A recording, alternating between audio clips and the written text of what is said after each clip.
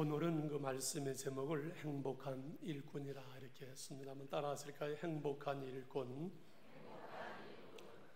선생님, 어떻게 하면 저희 인생을 좀 바꿀 수 없을까요?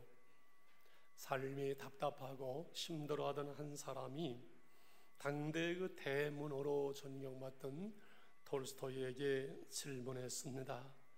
그는 잠시 생각하다가 이렇게 말했지요. 좋은 사람을 만나십시오. 그러면 당신의 인생이 바뀔 것입니다. 아니면 좋은 책을 만나십시오.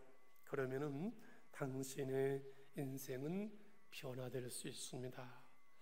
의미 있는 얘기지요. 인생을, 운명을 바꾸는 세 가지의 만남을 늘 말씀드렸습니다.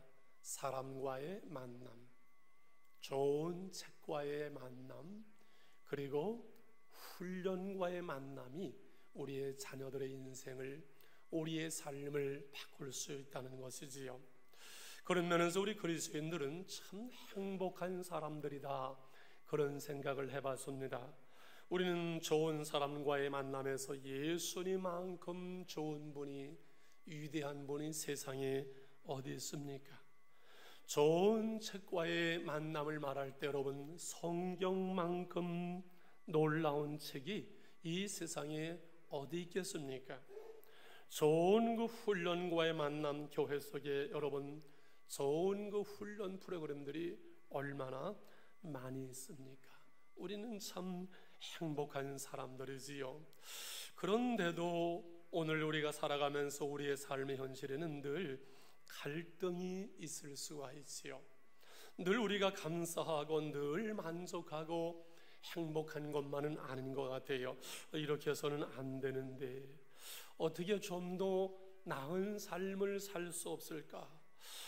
내가 좀 변화되었으면 좋겠는데 이대로는 안 되겠는데 하는 이러한 갈등과 고민이 우리가 살아가면서 신앙생활 속에 있는 분들이 많지요.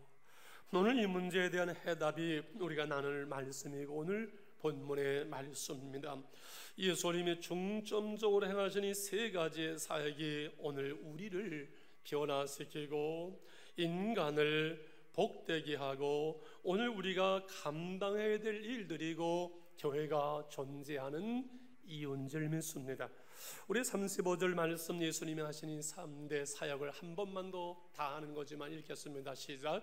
예수께서 모든 도시와 마을에 돌아다니사 그들의 해당에서 가르치시며 전국 복음을 전파하시며 모든 병과 모든 약한 것을 고치시니라. 할렐루야. 제일서 본전은 해당에서 가르치시는 예수님이시지요. 주 안에서 거듭난 우리 그리스도인들의 삶은 늘 배우는 것이고 겸손히 배우는 삶이고 주님 오실 때까지, 주님 나라에 갈 때까지 우리는 주 안에서 배우는 사람들이지요. 사람이 한 생애를 살아가면서 이 배움의 잣세를 잃지 않는다는 것은 저는 큰 복이라고 생각을 합니다. 그래서 지혜로운 사람은 끊임없이 성장하고 겸손한 사람은 배우기를 결코 중단하지 않는 것이지요. 우리는 교육을 통해서 사람을 통해 배우고 경험을 통해 배우고 책을 통해서 배웁니다.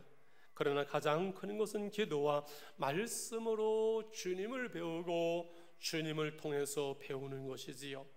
예수 그리스도의 충만한 분량에 이르기까지 주님의 모습이 우리의 삶 속에, 모습 속에 나타날 때까지는 배우고 그 안에서 자라가는 예수님은 우리의 위대한 스승이신 줄 믿습니다. 우리의 생애 속에서 예수님을 우리의 구원해 주시지만은 또한 스승으로 우리가 배우고 살아간다는 것은 얼마나 놀라운 행복인지요. 그럴 때 성령께서 스승 되시어서 진리의 말씀을 가르치시고 한 절 한 절이 우리의 교훈되는 줄 믿습니다. 여러분, 배우기를 멈추지 마시기를 바랍니다.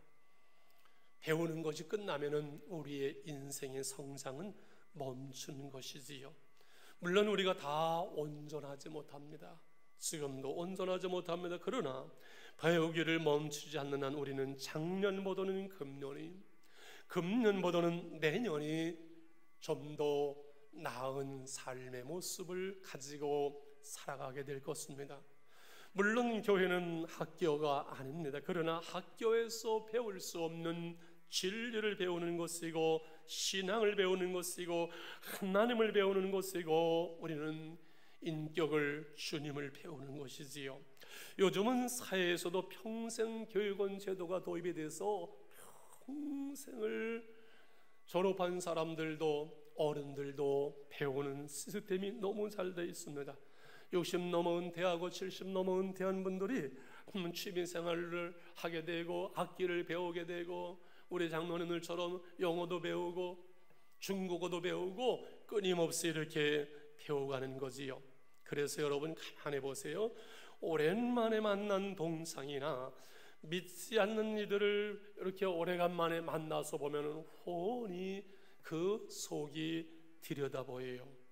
유치해 보이기까지 하고 어떤 데는 대화가 참 어렵다는 생각이 들어갈 때가 있어요. 그것은 왜 그렇습니까?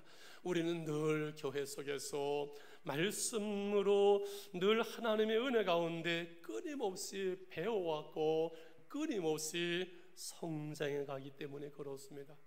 올 가정의 달 이렇게 가정사역들을 여러 가지로 계획을 하고 올해 언어 훈련을 이렇게 생각을 하고 좋은 강사를 한번 이렇게 섭외를 했는데 이 가정에서 보면요 제일 어려운 문제가 아내는 믿는데 교회를 나오는데 남편은 예수 안 믿는 거예요.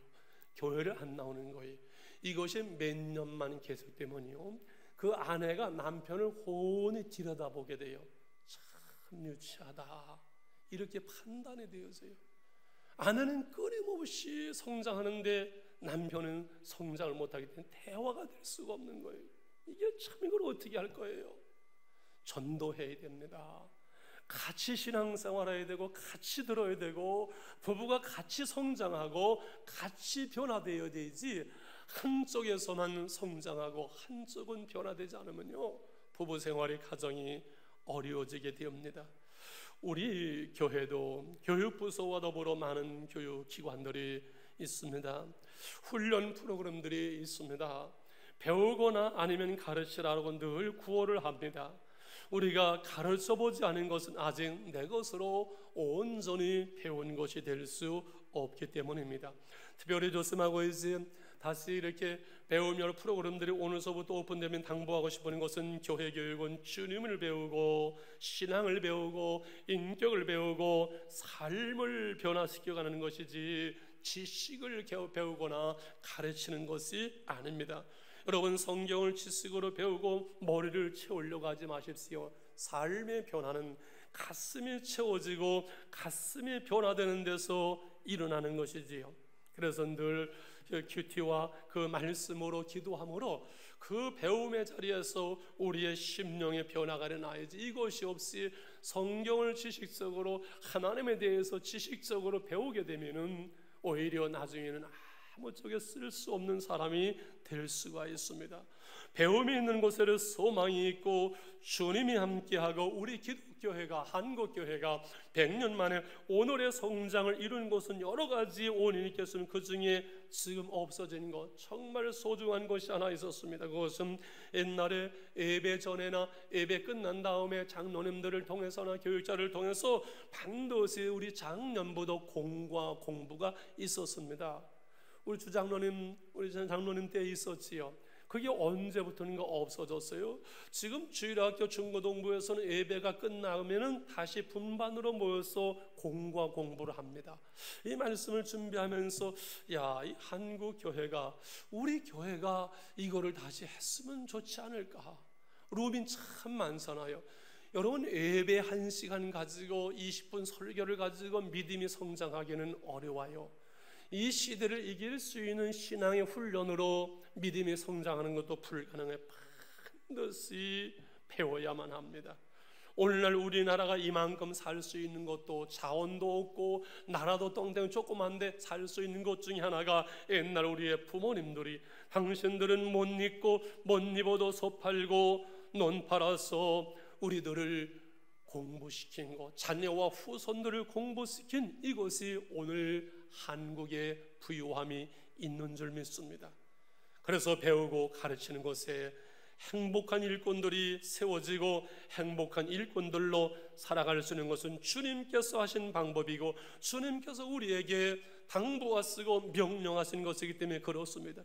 너희는 가서 온 족속으로 제자를 삼아 아버지와 아들과 성령 이름으로 세례를 쓰고 내가 너에게 분부한 모든 것을 가르쳐서 지키게 하라고 우리에게 당부하시고 말씀하셨어요. 그래서 우리는 한평생을 배워가는 행복한 사람들이지요. 사실 배우지 아니하고 되는 것이 없는 것 같아요. 저는 좀 부끄러운 얘기입니다만은 제 책상 위에 영어 사전이 있어요. 그래서 일주일이면 이렇게 늘 몇 개씩 찾아보고 그래요. 60 넘어서 전까지 장명기 장로님처럼 젊어서 영어 좀 다 마스터해서 제대로 하지 이제 무슨 영어를 배운다고 그랬느냐. 그래도 배워야 돼요. 어쩔 수 없어요. 배워야 돼요. 사전 옆에 그냥 있어야 돼요. 어떻게 하겠습니까? 배워야지. 필리핀에서 영어 전화 전화가 오면 처음엔 두근거리고 이게 안 왔으면 좋겠다. 어떤 데는 핸드폰 한번 꺼놓기도 했어요. 지금은 편해요. 배워야 돼요. 세상에 배우지 않고 되는 일이 없더라고요. 식당에 하고 세미나실에 이렇게 커튼을 했는데 이게 이렇게 줄로다가 잡아서 늙히는 거예요. 2주 동안을 제가 한 5번을 시도를 했어요. 이렇게 잡아당기면 이게 내려오는데 반쯤만 내려왔으면 좋겠다 해서 내려오는데 이게 도무지 안 돼요. 잡아당겨도 안 되고 젖혀도 안 되려서 이거 물어볼까 말까 하다가 목사가 좀 쪽팔리는 것 같아가지고 자존심이 있어서 그것도 못해내니까 안 물어봤어요. 그러다가 안 되겠다. 어제 김지수 목사님 물어봤죠. 목사님 이거 왜 안 되는 거야? 좀 쉬운 걸로 하지. 근데 목사님 그러지 말고 이쪽으로다 이렇게 제쳐보세요. 이렇게 제치니까 쭈르륵 내려오는 거예요. 세상에 배우지 않은 거 되는 건 하나도 없더라고요. 해당에서 가르치신 손님, 교회 속에서 이 교육이 잘 이루어져야만 합니다. 할렐루야. 한평생 우리는 배워야만 합니다. 두 번째, 복음을 전파하시는 예수님이지요. 만나는 사람들마다 예수님만 만나면 그 인생이 변화가 되는 거예요. 또 수많은 사람들의 병을 고치는 거예요. 한 번은 수가성에서 한 여인을 만났지요. 인생이 비뚤어지고 그래서 낮에 사람들 만나기가 들어왔던 한 여인, 예수님에서 그래서 물 좀 달라, 왜 나에게 물을 달라고 합니까? 비뚤어졌지요. 물 달라 하는 내가 누군지 알았으면 생수를 구했을 것인데 그럼 내게 생수를 주시지요. 내 남편 데려와라. 남편 없는데요. 네 말 맞다. 지금 5 남편이 있었는데 지금 있는 남편도 내 남편이 아니다. 제가 보니까 선지자 같으시네요. 예루살렘에서 예배했던 유대인들은 말하고 우리는 여기서 예배드리는데 어떤 예배가 맞는 예배인가요? 이 산에서도 말고 저 산에서도 말고 신령과 진정으로 예배할 때가 온다. 메시아 그분이 오시면 모든 것을 밝히 말씀할 텐데요. 내가 그러다라고 예수님께서 자신의 메시아인 것을 밝힐 때 그 여인은 물동이를 버려두고 동네로 뛰어들어가서 예수님을 전하고 수가성 모든 사람들이 그 한 여인 때문에 예수 믿고 구원받는 놀라운 그 역사가 일어났지요. 예수님을 만난 사람들, 은혜를 받은 사람들은 자연스럽게 나가서 복음을 전하게 되더라고요. 우리에게도 이 복음을 통해서 구원받게 하셨고 이 복음을 전하라고 말씀을 하셨습니다. 한 번은 주님께서 치유 때문에 사람들이 찾아와서 난리를 칠 때 주님께 다른 마을로 가자, 내가 이를 위해서 왔나니 거기서도 전도하리라 신이 전도하시고 우리에게 이 복음을 당부하셨습니다. 제가 늘 고민하는 문제, 질문하고 싶은 문제, 예수님 천사들한테 맡기면 쉬울 일을 갖다가 하나님의 택한 백성들 다 알 것이고 천사가 불러보면 쉬울 텐데 왜 우리에게 맡겨가지고 이렇게 힘들게 하고 목사가 스트레스 주게 하고 교인들 부담스럽고 왜 이렇게 힘들게 하셨을까? 왜 그러셨을까요? 그것은 예수님이 우리에게 복된 일꾼, 이 복음을 전할 수 있는 행복한 일꾼 되게 하심인 줄 믿습니다. 그러면서 주님을 더욱 사랑하기를 유함이지요. 마치 우리가 부모의 사랑 가운데 자랐지만 이제 성장해서 결혼하고 아기를 낳으면서 그 부모님의 사랑을 깨닫게 되고 그 참여로 말미암아 인생의 그 생명과 풍성함과 행복을 누리는 것처럼 우리가 예수를 믿고 구원을 받았기에 이 복음 예수를 전할 때 한 영혼이 돌아올 때 그 기쁨, 영적인 자녀를 출생하는 그 생명과 첫사랑의 회복과 놀라운 그 하나님의 상급과 이것 때문에 하나님께서는 선사들에게 이 복음을 맡기지 아니하시고 우리에게 맡겨주신 줄 믿습니다. 우리는 당연히 전도해야 되고 사명감을 가지고 전도해야 되지만 우리의 삶이 분주하고 우리의 삶 속에 허덕이면서 전도하지 못할 때가 많지요. 그래서 교회는 1년의 봄, 가을로 전도 주간을 선포하고 전도에 힘쓰는데, 이번에 제가 가만히 계산을 해봤어요. 92년도 6.20 총동원 전도를 위해서 그때 2,450명인가를 초청을 해서 그동안 제가 올해 23년째잖아요. 22년 건축하는 해를 빼놓고서는 빠짐없이 봄, 가을로 계속 해왔으니까는 20년 잡아도 최소한도 40번은 이 전도 집회를 했지요. 총동원 전도주일로, 이웃사랑 축제로, 새생명 축제로, 해피데이로 이름을 바꿔가면서 계속 해왔지요. 지독하지요. 안 되는가? 지긋지긋하지요. 40번을 하면서 이렇게 할 때마다 한 명씩만 전도했어도 40명은 전도했을 텐데 우리도 참 지독하다 그런 마음도 들어가지요. 잊어버릴만 하면 또 해피데이라, 하나도 안 해피한데 또 해피데이라 너무 심하지 않은가. 그러나 여러분, 부담을 갖지 마십시오. 부담을 갖지 말라는 말은 부담을 주고 있는 것이거든요. 부담을 안 가질 수 없기 때문에 조금만 가지시고 스트레스는 받지 마시고 그냥 한 사람 전도하면 되지, 그냥 가지고 한 사람 데려오고 말자 하면서 그냥 한 사람만 데려오시면 되지. 그런데 전도는 잘 안 되잖아요. 야, 예수 믿자, 복음을 전하고 제스가 자신 없는 분들은 그냥 이렇게 하세요. 야, 너 나랑 가깝지? 밥을 사준 다음에 얘기해야 돼요. 나 체면 좀 세워줘라. 내가 교회에서는 이래봬도 집사인데 우리가 전도한다고 그냥 가까운 사람 한 사람씩을 초청하라고 교회에서 난리를 쳤는데 나는 너밖에 없다. 그래서 한 사람 그냥 잘 안내해서 그냥 나오면 되는 거지요. 권면에서 한 사람 모시고 나오세요. 와서 복음 들으면 되는 거예요. 뭐 300명 400명 오는데 얼마가 열매냐 그거 따지지 마세요. 복음을 들으면 되는 거예요. 그렇게 해서더라도 한 사람을 데리고 나올 수도 없다. 그것은 인생을 잘못 산 것이지요 라고 말하면 또 스트레스 받을까 봐.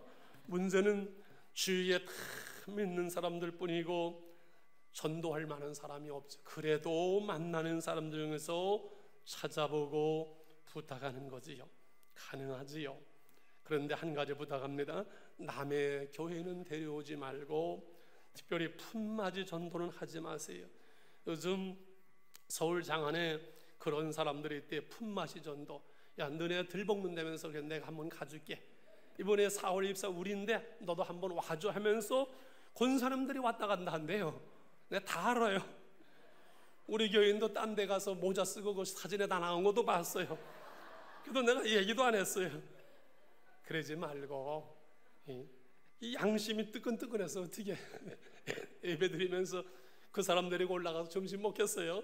좀 창피해서 안 되니까 그냥 한 분씩 아는 분들, 귀한 분들, 정말 지역 가서는 안 될 분 한 분만 이렇게 같이 와서 떳떳하게 예배 드리고 올라가서 식사하는 거죠. 할렐루야. 얼마나 부담이 안 됩니까? 두 번째, 세 번째는 벌써 치유하시는 예수님. 자, 예수님의 이 사역의 가장 많은 부분이 수많은 사람들의 병을 치료하는 데 맞춰져 있어요. 사복음서 다 마찬가지예요. 복음서에서 4분의 1 정도는 거의가 병 고치는 이야기로 가득 차 있어요. 예수님이 그 의사처럼 만병의 대의사라고 할 만큼 수많은 사람들의 병을 치료하는 내용을 기록하고 있어요. 왜 그럴까? 그 당시는 지금처럼 의술이 발전되지 않은 이런 부분이 있겠지요. 또한 구약에 예언된 대로 메시아 그분이 오시면 눈먼자가 눈을 따고 안전병이가 일어나고 수많은 사람들이 치유될 것을 구약에 예언한 그 예언을 이루게 함도 있지요. 그러나 세 번째, 저는 주님의 마음, 긍휼의 마음 때문인 줄 압니다. 여러분이 이 세상에 힘들고 어려운 사람들이 많지만요, 병들어 누워있고 병들어 힘든 사람만큼 불쌍한 사람이 없어요. 예수님은, 하나님의 아들이신 주님은 병들어서 인생에 쓰러져 있는 그 영혼들을 지나칠 수 없었던 것이 주님의 마음이지요. 그런데 예수님의 시대나 지금이나 동일한 것은 언제나 아픈 사람들이 있고 그들은 힘들고 고통스럽고 애롭다는 데 있지요. 그리고 치유가 필요하지요.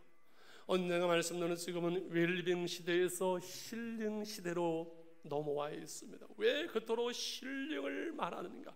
힐링 치유, 미술 치유, 음악 치유, 힐링 캠프, 왜 그토록 힐링을 말하는가? 그만큼 마음이 아프고 몸이 힘들고 삶이 병들었기 때문이 아닌가?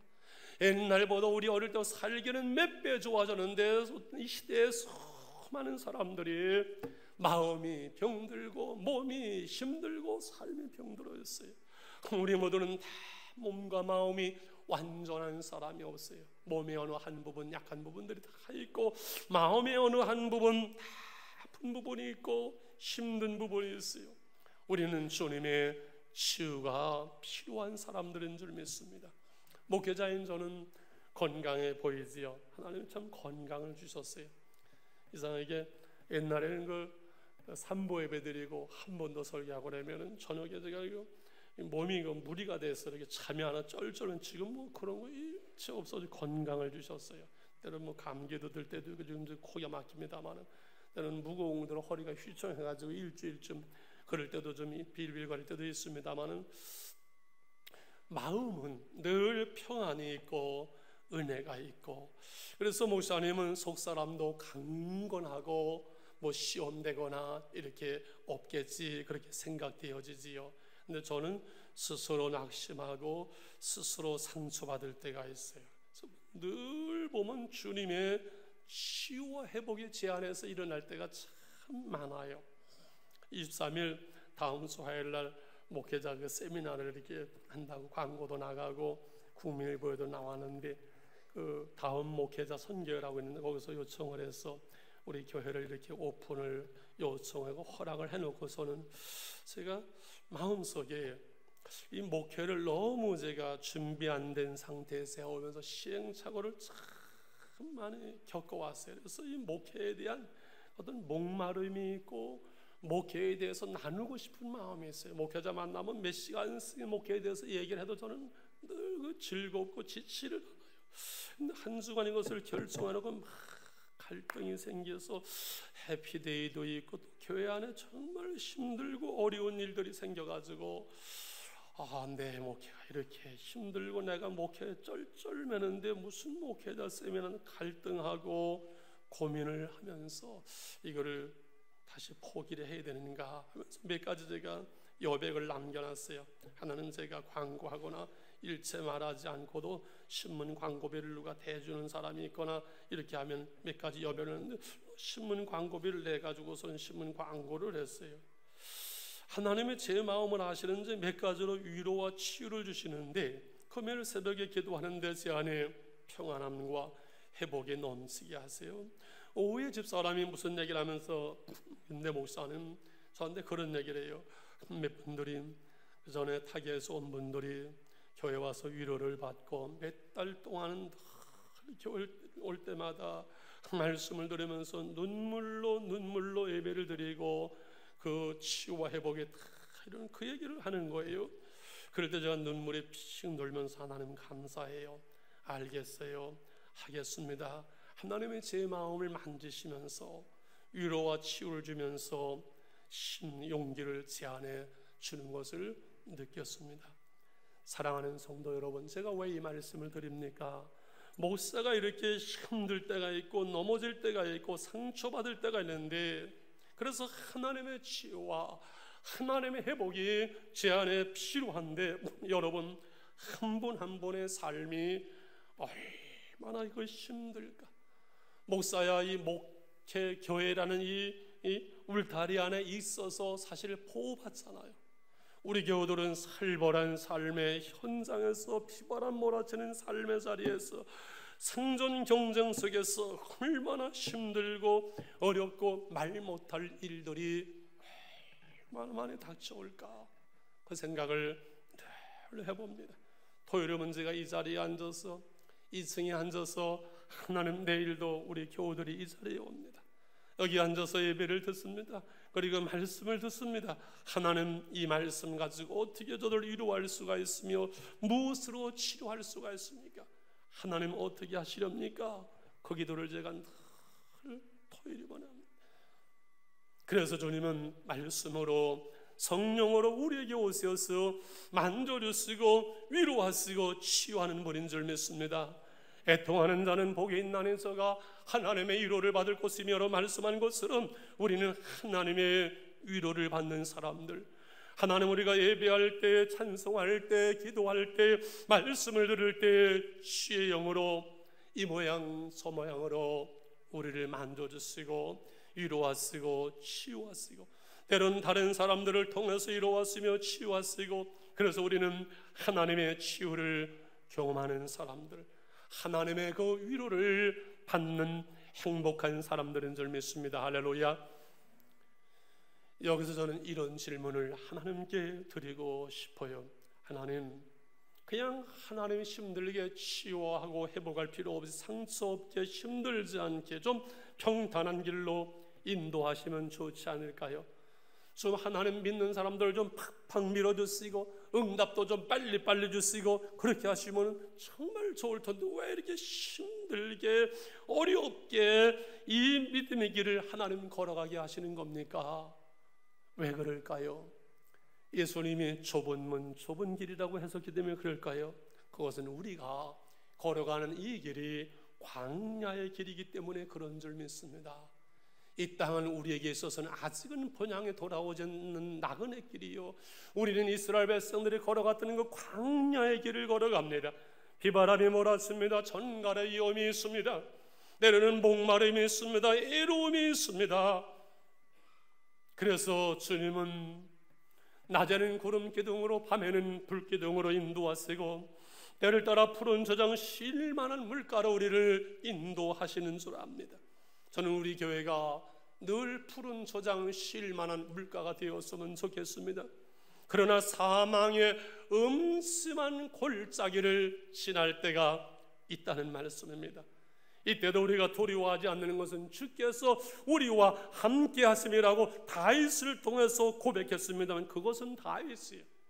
그 세월을, 그 어려운 시절을, 그 사망의 음침한 골짜기를 다 지난 다음에 깨닫고 느끼고 하는 고백이 아닐까, 그런 생각을 늘 해봐요. 그 자리에 있을 때는요, 주님이 잘 보이질 않습니다. 힘들 때, 어려울 때 기도의 응답이 잘 안 되는 것 같습니다. 주님의 도우심이 보이지 않는 것 같고, 힘들고 어렵고 내가 훈련받을 때는 옆에서 누가 도와줄 만한 사람도 보니까 돕지를 않더만요. 여러분, 사망의 음침한 골짜기를 지나보셨나요? 전 지나봤어요. 죽을 수도 없고 살 수도 없고 갈 수도 없고 멈출 수도 없고 되돌아설 수도 없고 앉을 수도 없고 일어설 수도 없는 사망의 음침한 골짜기. 그러나 나중에 되돌아서 보면은 그 시간들 속에 하나님은 가까이, 하나님의 은혜로 붙드시고 함께 하셨던 그 인생의 발자국, 하나님의 발자국 우리는 발견할 수가 있고, 여기까지 인도하신 하나님, 에베네셀 하나님, 내가 나된 것이 하나님의 은혜라고 오늘 우리는 고백할 수가 있는 줄 믿습니다. 심하게도 때 꽃바람 이야기를 했습니다. 꽃이 좀 필라 하면은 이상하게 춥고 바람이 불어와요. 이게 무슨 바람이라 그랬죠? 또 이제는 꽃바람이 아니라 꽃샘바람, 꽃피는 걸 시샘하는 꽃샘바람이 이게 모질어요. 이게 요즘 내 요즘 벗을만 하면은 그냥 또